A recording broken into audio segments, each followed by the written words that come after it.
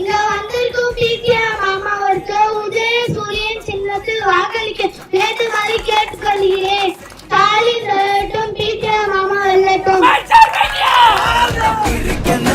சாதி மதத்தையும் சக்கட புத்தியும்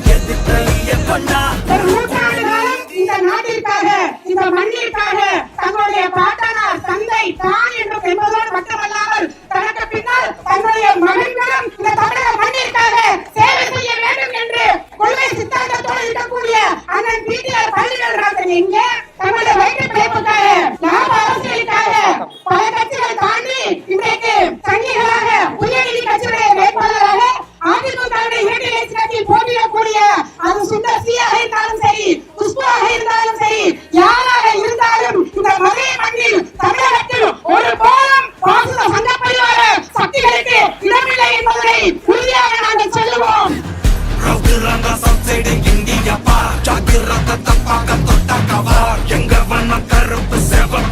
என் மேல் சிஏஏ, என்பிஆர், என்ஆர்சி எதிர்த்து போராட்டத்தில் பங்கேற்றதற்கு 2 வழக்கு தொடரப்பட்டது. நான் கேட்கிறேன், இந்த நபர் மேல் எத்தனை போராட்டத்தில் பங்கேற்றதுக்காக வழக்கு தொடரப்பட்டது? எங்கேயாவது போய் போராடினாரா?